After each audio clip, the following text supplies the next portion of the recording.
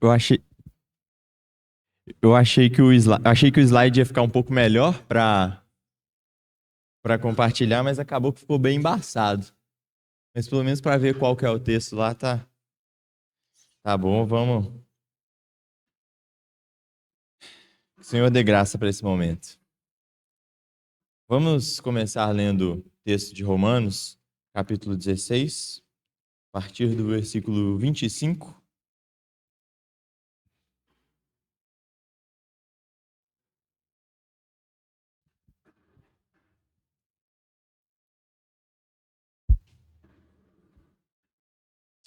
Ora, ao Deus que é poderoso para confirmar você, segundo o meu evangelho, e a pregação de Jesus Cristo, conforme a revelação do mistério guardado em silêncio desde os tempos eternos, e que agora tornou-se manifesto e foi dado a conhecer por meio das Escrituras proféticas, segundo o mandamento do Deus eterno, para a obediência da fé entre todas as nações, a este Deus único e sábio, seja dada a glória por meio de Jesus Cristo, para sempre. Amém.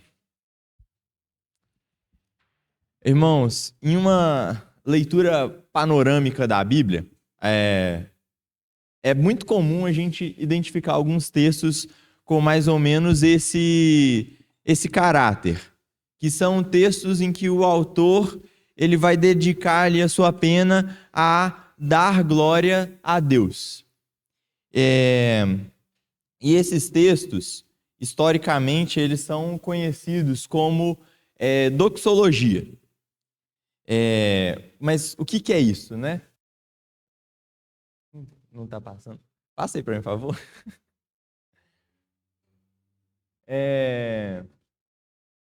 O que é doxologia? Doxologia é uma palavra que vem do grego, né, dessa palavrinha doxa, que significa glória.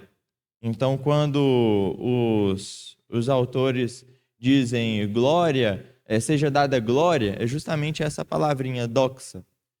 E essa palavra doxologia, ela é justamente esse sentido de dar glórias a Deus. E ela foi cunhada no início, lá na época da patrística, né, na época dos pais da igreja. Essa palavra foi utilizada justamente para se referir a esse momento da liturgia, esse momento do culto a Deus, em que nós louvamos a Ele. Então, esse momento que cantamos, oramos, lemos a palavra como ato de louvor ao Senhor. E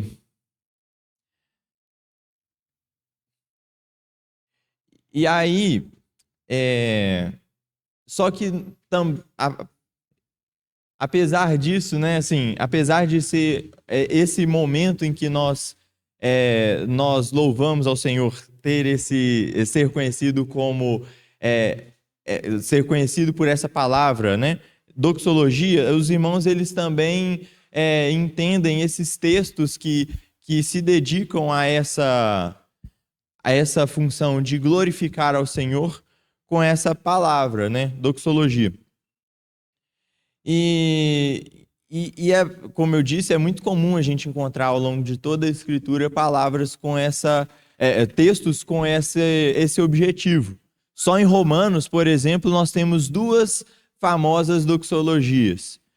O capítulo 11, que nós cantamos com muita frequência, que é aquele quem conheceu a mente do Senhor, quem foi o seu conselheiro, porque quem deu a ele para que ele fosse restituído, e termina com glórias sejam dadas, pois a ele eternamente. Amém. E esse capítulo 16, a partir do versículo 25, que foi o texto que nós lemos. E eu fiquei pensando nesse texto, ao lê-lo, porque justamente por ser um tipo de texto que se repete muito ao longo de todas as escrituras, eu fiquei pensando assim, deve ter algo muito importante nisso, né? Para ser um texto com tanta repetição, para ser utilizado tantas vezes ao longo da palavra. Por que que o Senhor ele inspirou tantos autores ao longo de tantos anos para escrever isso, para dizer glórias sejam dadas a Deus? É, E eu vou passar por alguns textos, eu não pretendo esgotar, porque são muitos, mas eu vou passar por alguns textos, porque eu acho que isso tem algo muito importante a nos ensinar aqui nessa reunião. Mas antes disso tudo, eu gostaria de fazer um breve alerta geral sobre o significado de algumas palavras. Porque, assim, nós vivemos em uma cultura em que muitas coisas acabam perdendo o seu sentido, perdendo o seu significado. Palavras com significados diferentes acabam se tornando sinônimos. Isso, o Celso, que é o irmão formado em letras, vai até saber explicar isso melhor. Mas é um processo natural de evolução da língua que as palavras elas vão tendo o seu sentido alterado. Mas quando estamos lidando com o texto sagrado, é importante entender o significado que aquela palavra tinha quando foi escrito, entender a intenção que o Espírito Santo tinha de passar ao inspirar os autores. E as 3 palavras que eu gostaria de passar aos irmãos, para que os irmãos tomassem cuidado com o significado delas, louvor, adoração e glorificação. Porque são 3 palavras com significados bem distintos, bem diferentes, mas que eu acho que se não tomarmos cuidado, essas palavras acabam tendo o seu sentido um pouco perdido. Eu acho que o slide aqui nem vai ajudar muito, porque está bem desfocado o retroprojetor, mas eu acho que pode manter mesmo assim. Mas primeiro, então, a palavra louvor. Louvor, quando falamos em louvor, eu gostaria que os irmãos pensassem em uma atitude externa, algo que fazemos. A palavra louvor, ela é um sinônimo do que dizemos elogio. Então, quando louvamos a Deus, nós estamos elogiando o nosso Senhor, falando dos seus atributos, falando das suas virtudes, falando das suas obras. E o louvor, por ser justamente esse ato de render elogios a Deus, para fazer isso, frequentemente utilizamos de elementos estéticos. Então, por isso que muitas das vezes utilizamos arte para louvar a Deus. Por isso que utilizamos música, por isso que utilizamos poesia. E isso, o Senhor mesmo, o Senhor se agrada disso. Então, por isso que temos um livro de 150 capítulos, que são os Salmos, com poesias que louvam ao Senhor, que glorificam o seu nome, que falam sobre as suas obras, os seus atributos, as suas virtudes.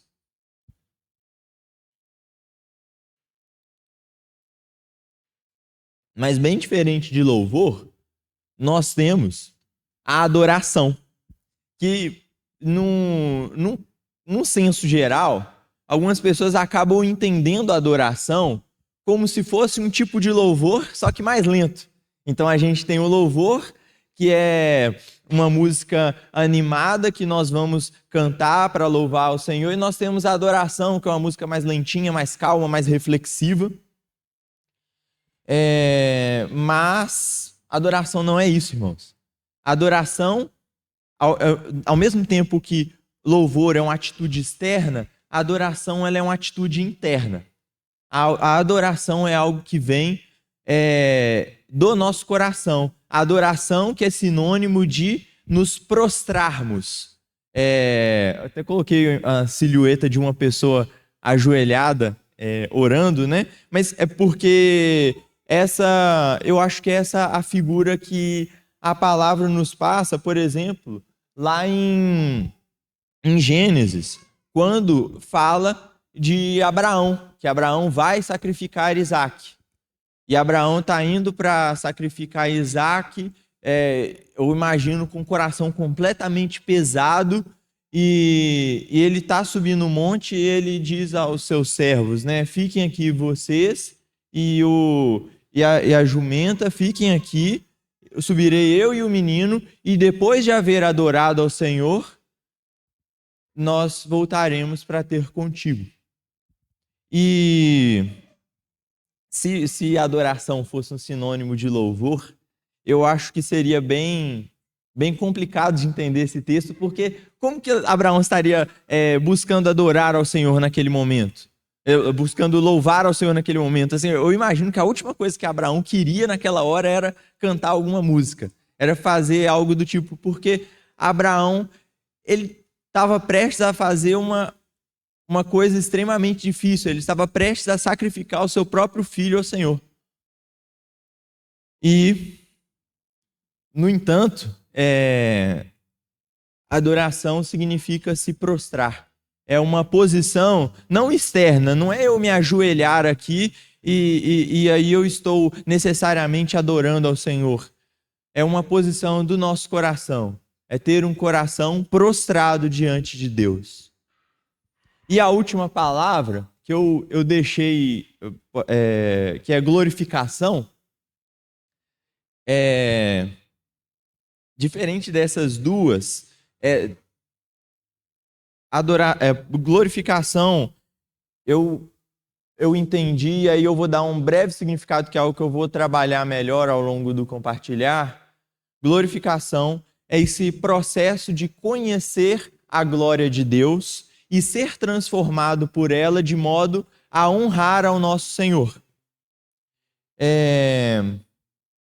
Então, ao passar pelo significado dessas três palavras, eu peço que os irmãos não fiquem chateados comigo assim, poxa, ele acha que eu não sei o significado disso, mas é justamente por isso, porque nós vivemos em uma confusão muito grande, onde as palavras acabam perdendo o sentido, e aí eu vou falando de glorificação aqui, eu vou falando sobre glória, e é importante que nós tenhamos bem claro o que é isso, que é diferente dessas outras coisas, porque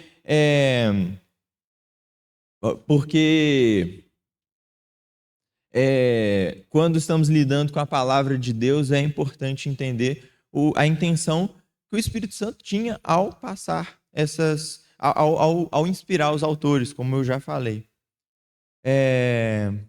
E aí, só também, como eu disse, tem muitos textos que vão falar sobre isso ao longo da palavra. E eu achei interessante organizar esses textos de um modo que respondesse 4 perguntas. E aí você pode passar também.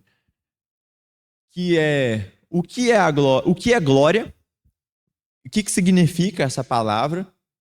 Como glorificar ao Senhor? Por que glorificar ao Senhor? É possível ver a glória de Deus? E a quinta pergunta, eu falei 4, mas são 5. Quais os efeitos de ver a glória de Deus? Então vamos ter uma breve palavra de oração e vamos buscar o Senhor, que Ele conduza esse momento. Senhor, nós te agradecemos pela sua graça, pela sua bondade, agradecemos pelo sangue derramado do Senhor Jesus, Pai, que nos salvou, Pai, nos trouxe novidade de vida, Pai.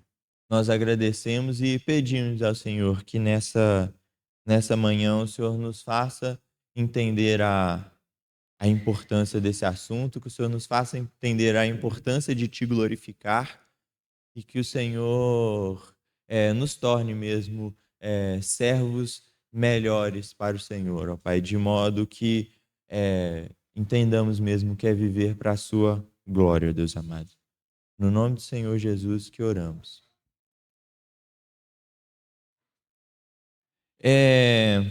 Para entender o que é glória, eu fui pesquisando e eu fui buscando entender ao longo da palavra, mas eu encontrei um parágrafo de um livro de um irmão chamado Wayne Grudem. Ele tem uma teologia sistemática, que é um livro bem extenso assim, e é muito bom para encontrar assuntos diversos, né? E tem um parágrafo lá que eu encontrei que eu achei muito pertinente para o que estamos buscando entender hoje. E aí eu gostaria que os irmãos, não acho que não vai ser possível acompanhar a leitura, mas pelo menos prestassem atenção no que o irmão disse, que ele falou o seguinte: em certo sentido, a palavra glória significa honra ou excelente reputação. Esse é o significado do termo em Isaías 43:7, onde Deus fala de seus filhos, que eu criei para a minha glória.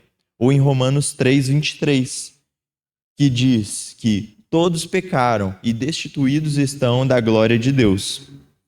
Ele também tem esse significado em João 17:5, onde Jesus fala ao Pai: a glória que eu tinha contigo antes que o mundo começou. E em Hebreus 1:3, que diz que o Filho é o resplendor da glória de Deus. Nesse sentido, a glória de Deus não é apenas um atributo, mas descreve a Deus.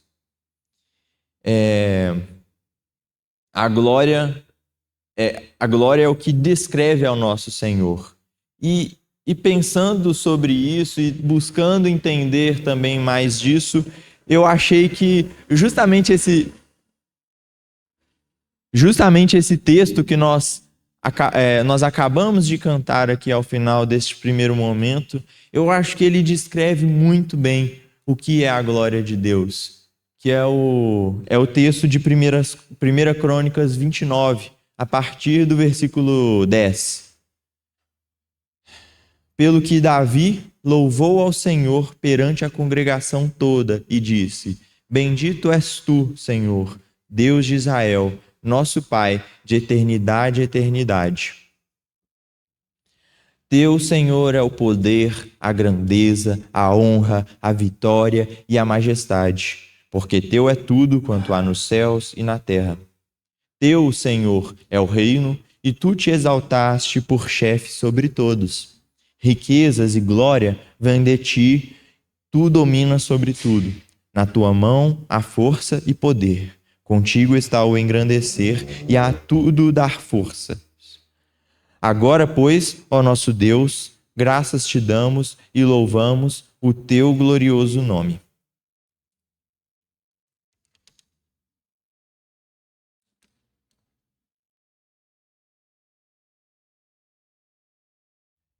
A glória do Senhor é o atributo que confere a ele o status de Senhor sobre todas as coisas. Justamente porque ele é o dono de tudo que há nos céus e na terra, justamente porque ele ocupa uma posição de majestade em todo o universo, é que ele possui glória. Então, a glória justifica essa posição de majestade do nosso Senhor. E entendendo, assim, eu não sei se o que eu estou indo falando aos irmãos está claro, se vai ficando confuso ao longo do que eu for falando. Depois os irmãos podem até me questionar, mas entendendo então o que é glória, é importante também entender como glorificar a Deus. E aí eu até mencionei isso no início, mas a glorificação é esse processo de conhecer a glória de Deus, conhecer a vontade de Deus e sermos transformados por isso. E é um texto que o irmão Pablo mencionou na semana passada e falou muito bem sobre isso. Eu gostaria de dar minha contribuição nesse momento, que é o texto de Isaías 6, que eu acho que ajuda bastante. Isaías 6, a partir do versículo 1. Diz o seguinte: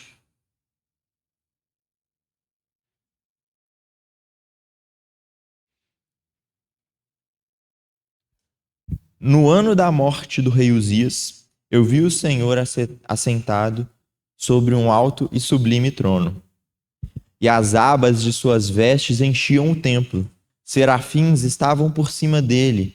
Cada um tinha 6 asas, com 2 cobriam o rosto, com 2 cobriam os pés, com 2 voavam.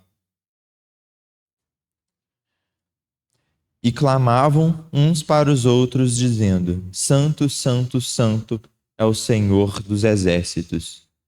Toda a terra está cheia da sua glória. Os umbrais da porta se moveram com a voz que clamava, e o templo se encheu de fumaça. E eu acho esse texto aqui muito impressionante. Eu acho a leitura disso muito, muito impressionante, não porque não seja, porque é impressionante. Esqueçam os anjos, esqueçam a fumaça, esqueçam o templo, esqueçam o trono. Isaías viu o Senhor. Imagina, Isaías viu a glória do Senhor. Isso é impressionante. E ao ler esse texto até aqui, até esse momento, eu ficava imaginando qual deveria ser a reação de Isaías. Qual deveria ser a reação do profeta? Eu ficava pensando assim, não, ao ver isso tudo, Isaías deve ter ficado completamente extasiado. Muito mais que eu fico quando eu escuto uma música boa, quando eu como uma comida muito gostosa. Isaías deve ter ficado assim, completamente extasiado. Mas o texto continua. E a reação de Isaías foi bem diferente. Isaías disse: Ai de mim, estou perdido, porque sou homem de impuros lábios e habito no povo de lábios impuros. E os meus olhos viram o Rei, o Senhor dos exércitos. Glorificar ao Senhor é entender que a nossa natureza caída jamais vai glorificar ao Senhor. É impossível, irmãos, impossível. É entender que nós precisamos ser transformados pela imagem daquele que é perfeito.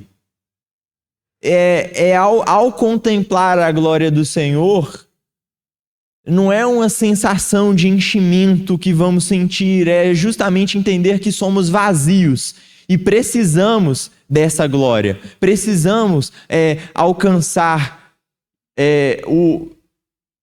precisamos estar realmente aos pés do Senhor e ser cheios do seu Espírito. E essa reação do profeta Isaías, ao contemplar a glória de Deus, ai de mim, é a mesma reação que vemos quando o povo no deserto ouviu a voz do Senhor. Vamos recapitular isso então, irmãos. Vamos lembrar lá de Moisés. Quando lá em Êxodo, no capítulo 33, a partir do versículo 17, Moisés deseja ver ao Senhor. Olha que desejo lindo, que desejo maravilhoso. Mas o Senhor responde a Moisés. E no versículo 17 de Êxodo 33, disse o Senhor a Moisés: Farei também isso que disseste, porque achaste graça aos meus olhos, e eu te conheço pelo teu nome. Então ele disse: Rogo-te que me mostre a tua glória. Respondeu-lhe: Farei passar toda a minha bondade diante de ti, e te proclamarei o nome do Senhor. Terei misericórdia de quem eu tiver misericórdia, e me compadecerei de quem eu me compadecer. E acrescentou: Não me poderás ver a face, porquanto homem nenhum verá a minha face e viverá. Ver a glória de Deus é altamente letal para todos nós que somos pecadores. Ver a glória de Deus é impossível ver a glória de Deus e permanecermos iguais.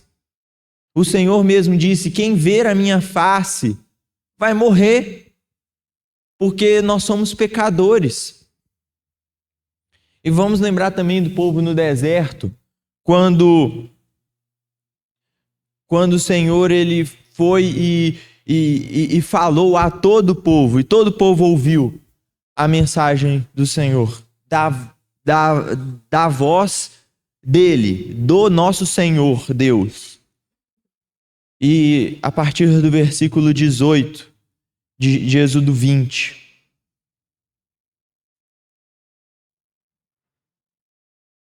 Todo o povo presenciou os trovões, os relâmpagos, o som da trombeta e o monte fumegante. E o povo, observando, tremeu de medo e ficou de longe. E disseram a Moisés: fale-nos você e ouviremos. Porém, não fale Deus conosco, para que não morramos. Moisés respondeu ao povo: não tenham medo. Deus veio para provar vocês e para que o temor esteja diante de vocês, a fim de que não pequem. O povo estava de longe, em pé. Moisés, porém, se aproximou da nuvem escura onde Deus estava. Só ao ouvir a voz do Senhor, o povo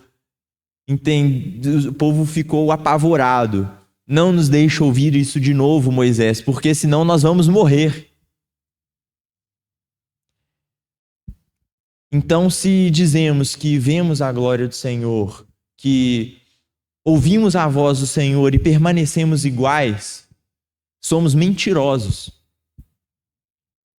É impossível que o Senhor nos apresente a sua glória e permaneçamos iguais. Vou refrisar, irmãos. É impossível. Então, como conclusão sobre o que é glorificar a Deus, nós precisamos entender que glorificar a Deus não é cantar uma canção que diz sobre os seus atributos. Glorificar a Deus não é ganhar muito dinheiro para poder doar para a obra de Deus. Glorificar a Deus não é trabalhar. Glorificar a Deus não é fazer obras de arte bonitas. Glorificar a Deus é viver uma vida transformada, é ser modelado à imagem do nosso Senhor. E é demonstrar os seus atributos. E entendendo assim, que já entendendo assim o que é glorificar a Deus, eu acredito que precisamos entender de uma maneira muito clara por que glorificar a Deus. Porque o nosso Senhor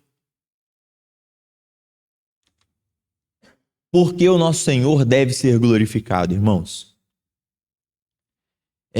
Antes de passar sobre os textos sobre isso, eu gostaria de fazer um breve paralelo. Eu acho que vai auxiliar no entendimento aqui.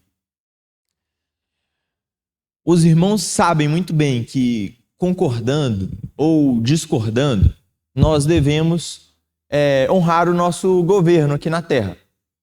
Os irmãos sabem muito bem que o Senhor, ele ordena que nós paguemos os nossos impostos, que nós obedeçamos às leis humanas. E aí é um questionamento muito recorrente. Então, assim, o que me diz que é esse o governo que eu devo obedecer?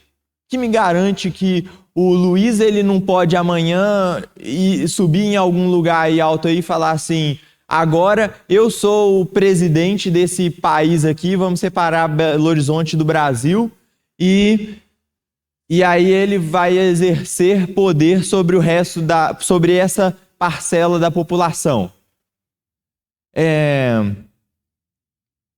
nós vivemos em um país que tem uma lei, tem um sistema já estabelecido, e nós temos regras para seguirmos. Nós temos uma Constituição que foi promulgada e que diz lá especificamente como que funciona o processo para que alguém seja eleito presidente. Quem que ocupa esses cargos de autoridade, quem tem essas competências. E isso tudo deixa muito claro para quem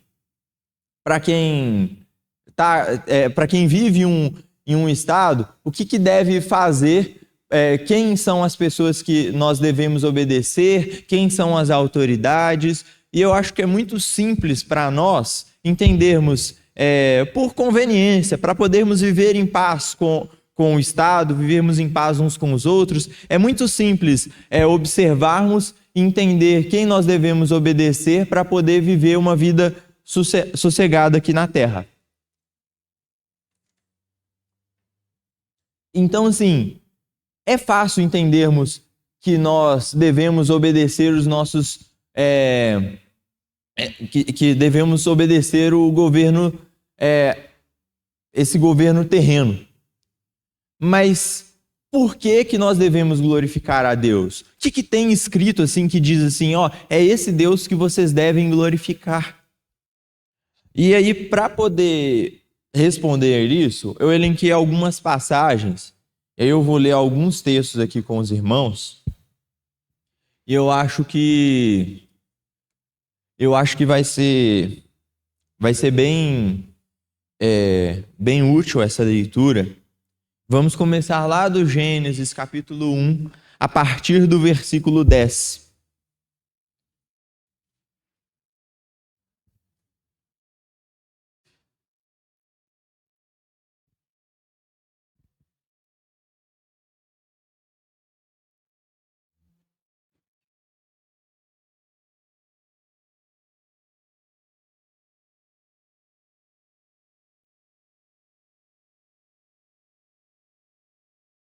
Deus chamou a porção seca terra, e ao ajuntamento de águas chamou mares. E viu Deus que isso era bom. Versículo 12. E a terra produziu relva, ervas que davam semente segundo a sua espécie, e árvores que davam fruto, cuja semente estava nele, conforme a sua espécie. E Deus viu que isso era bom. Versículo 17. E os colocou no firmamento dos céus para iluminarem a terra, para governarem o dia e a noite, fazerem separação entre a luz e as trevas. E Deus viu que isso era bom. Versículo 21. Assim Deus criou as grandes criaturas marinhas e todos os seres vivos que se movem, os quais povoam as águas segundo as suas espécies, e todas as aves segundo as suas espécies. E Deus viu que isso era bom.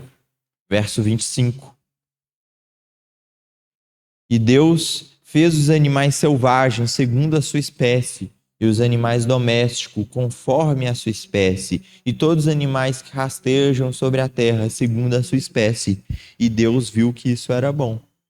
Deus viu tudo o que havia feito, e eis que era muito bom. E houve tarde e manhã o sexto dia. Salmo de capítulo 8, a partir do verso 1.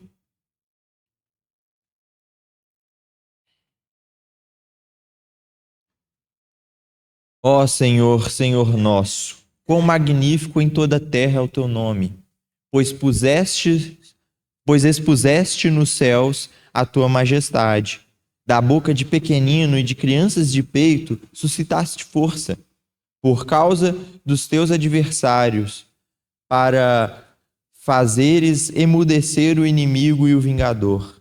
Quando contemplo os teus céus, obras de teus dedos, e a lua e as estrelas que estabeleceste, o que é o homem que dele se lembres? E o filho do homem que o visites? Fizeste-o, no entanto, um pouco menor do que Deus, e de glória e honra o coroaste. Deste-lhe domínio sobre todas as obras da tua mão, e sob seus pés tudo lhe puseste. Ovelhas e bois, todos, e também animais do campo, as aves dos céus e os peixes do mar, e tudo que percorre as sendas dos mares. Ó Senhor, Senhor nosso, quão magnífico em toda a terra é o teu nome.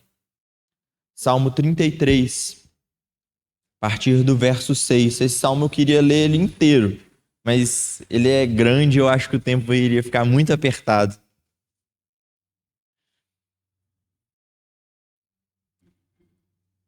Os céus por sua palavra se fizeram, e pelo sopro de sua boca o exército deles. Ele ajunta em montão as águas do mar, e em reservatório encerra as grandes vagas.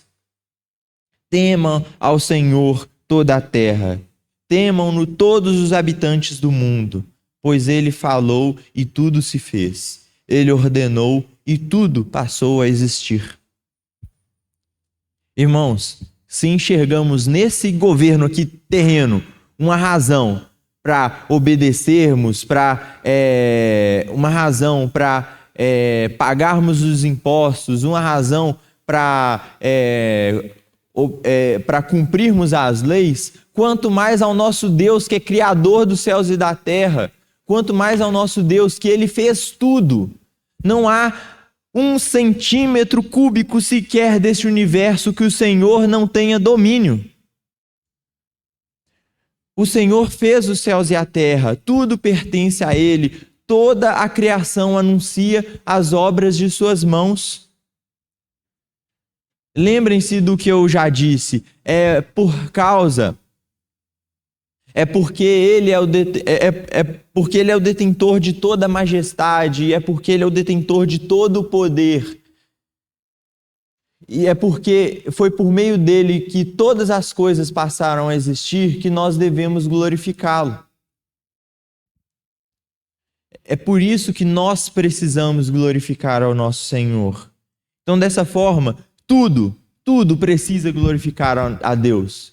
O nosso trabalho, o nosso dinheiro, as nossas amizades, a nossa família, o nosso lazer, os nossos momentos de dificuldade, todas as coisas devem glorificar ao nosso Deus, porque nada é nosso, tudo pertence a Ele. E tudo precisa falar sobre os seus atributos. Então vamos... o enfoque aqui que eu queria dar é justamente no Velho Testamento e como os autores do Velho Testamento dialogam com esse assunto da glória de Deus, mas vamos lembrar de 2 passagens do Novo Testamento que eu acho que vão ajudar nesse sentido, porque tudo deve falar sobre as virtudes do nosso Senhor. O Pablo falou no domingo passado também sobre o fruto do Espírito.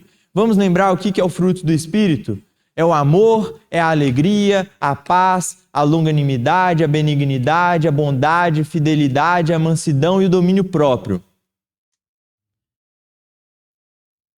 O que é isso?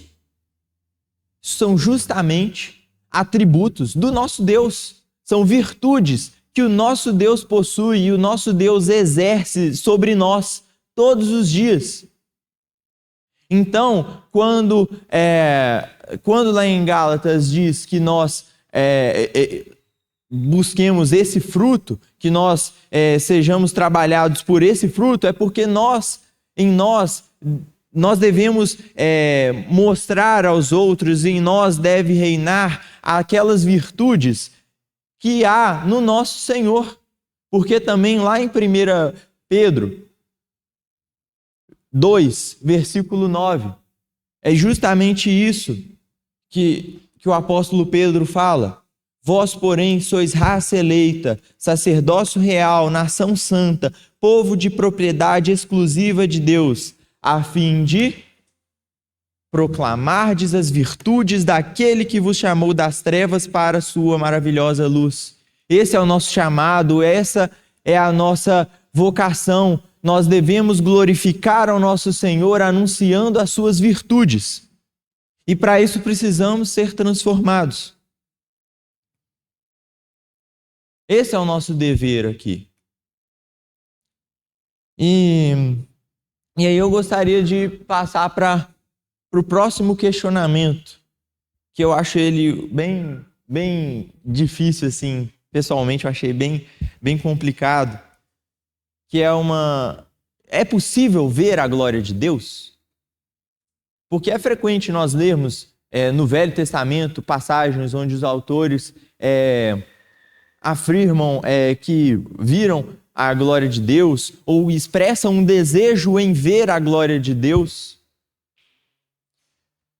É possível vermos a glória de Deus? Também diversas canções, nós mesmos cantamos uma canção muito frequentemente, faz-nos ver toda a glória do Senhor, faz-nos ver toda a glória do Senhor.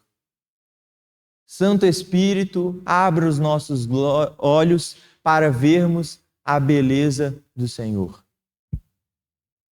Como que é possível ver a glória de Deus? Se sim, como? E aí eu separei duas passagens que eu achei muito relevantes para esse tema, que a primeira delas é o Salmo 63, a partir do versículo 1.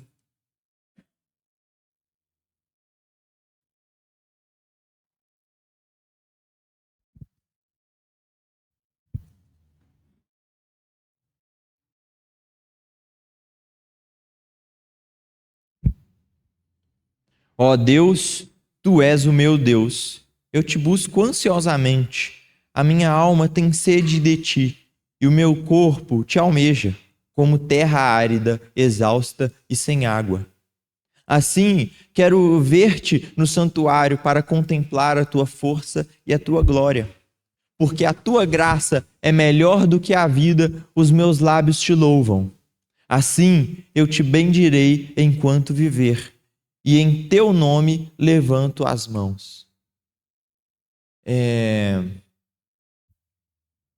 Antes de falar um pouco sobre o contexto desse salmo, enquanto eu estava lendo sobre ele, o irmão que escreveu o comentário bíblico que eu estava lendo, ele disse o seguinte: é como se tivéssemos dois tipos de sentidos. Nós temos os nossos sentidos físicos, que são aqueles 5, né? Audição, visão, tato, paladar e olfato. E nós também temos um sentido espiritual. E os sentidos físicos, eles são saciados com elementos físicos, carnais, com questões materiais. Então, para saciarmos o nosso paladar, nós comemos uma comida que gostamos. Para saciarmos a nossa audição, nós escutamos uma boa música. Para saciarmos a nossa visão, nós apreciamos uma bela paisagem. Mas, para saciarmos os nossos sentidos espirituais, precisamos do Senhor. E por que isso faz sentido aqui nessa passagem? Porque, ao que tudo indica, quando o rei Davi escreveu este salmo, foi justamente quando ele estava fugindo de seu filho Absalão, lá em 2 Samuel 15. Há alguns irmãos também que entendem que quando Davi escreveu esse salmo, ele estava fugindo de Saul, ao invés de Absalão, lá em 1 Samuel 23. Mas o fato é que Davi estava em um momento de escassez, em um momento de desconforto, em um momento em que ele tinha diversas necessidades.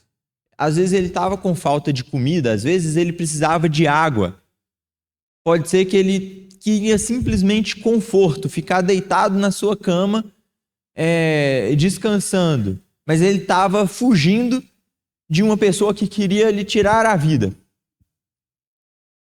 a questão que é muito interessante nessa passagem, é justamente que ao invés de buscar água, ao invés de buscar comida, ao invés de buscar conforto, Davi expressou que a alma dele tinha sede de Deus,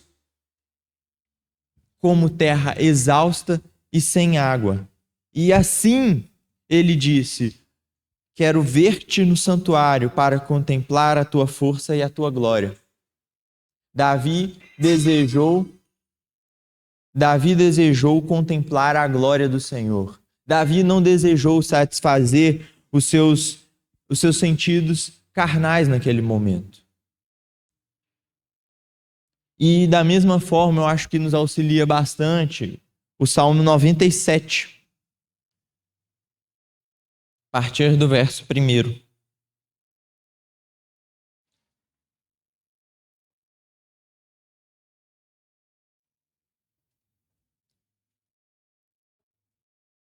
Salmo 97 diz: reina o Senhor, alegre-se a terra, exultem as muitas ilhas. Nuvens e escuridão o rodeiam. Justiça e juízo são a base do seu trono.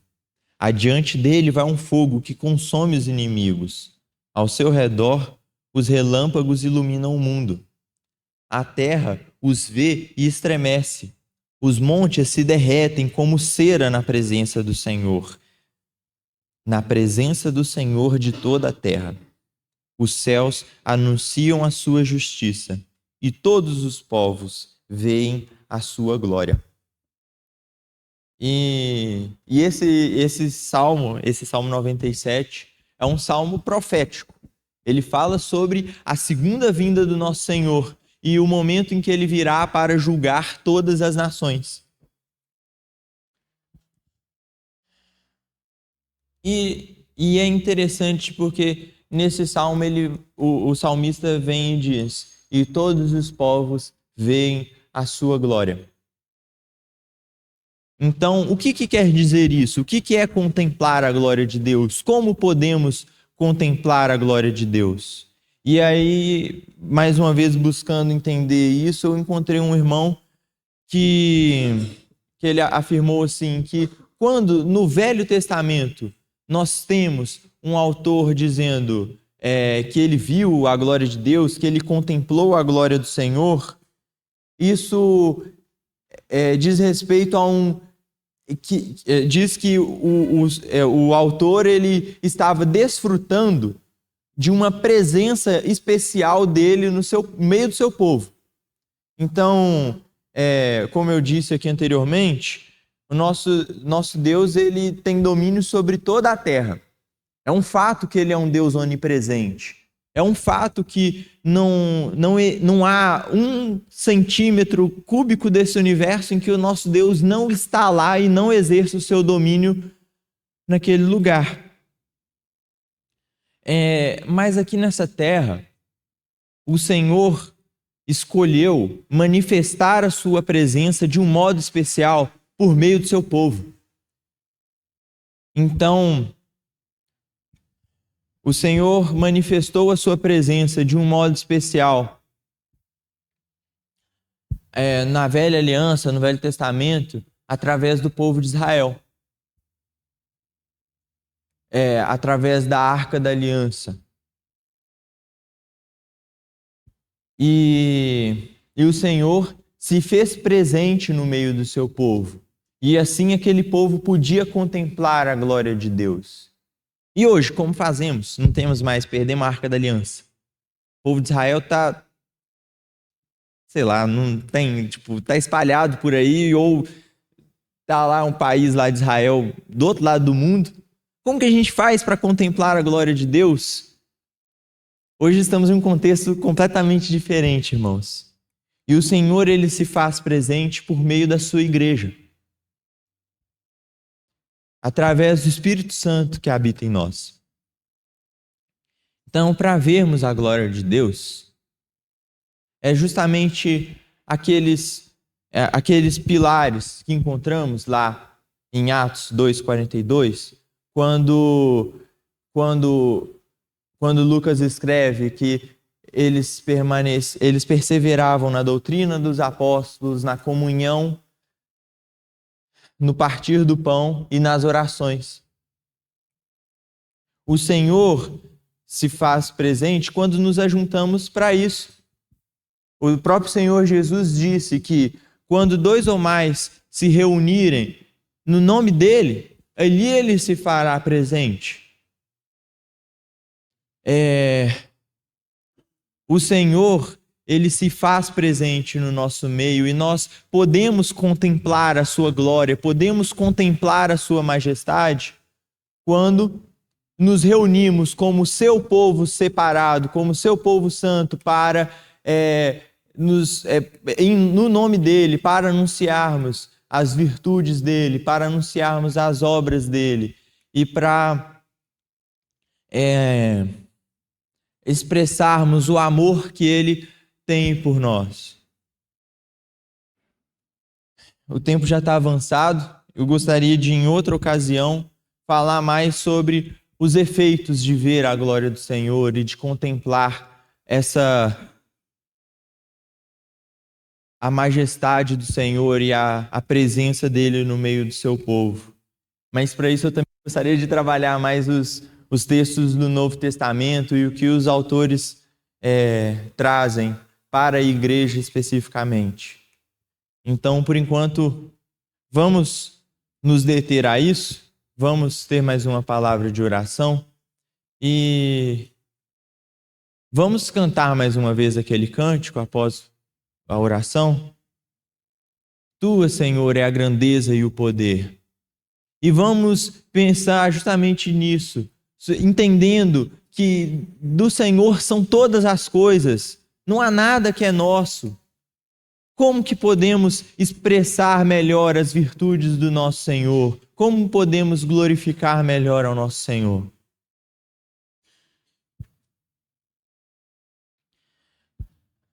Ó Senhor,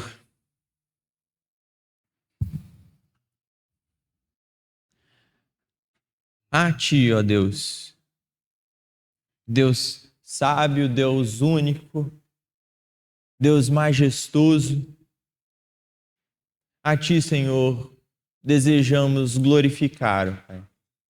Desejamos que as nossas vidas anunciem as Suas virtudes, anunciem o Seu amor, anunciem as Suas obras, ó Pai. Que por meio de nós, ó Pai, a Sua glória seja vista, ó Deus amado. Ó Senhor, fale mais aos nossos corações, crie em nós esse desejo, ó Pai, de afirmar, ó Pai, com os nossos corações, que graças Te damos e louvamos o Teu glorioso nome. No nome do Senhor Jesus que oramos, ó Pai. Amém.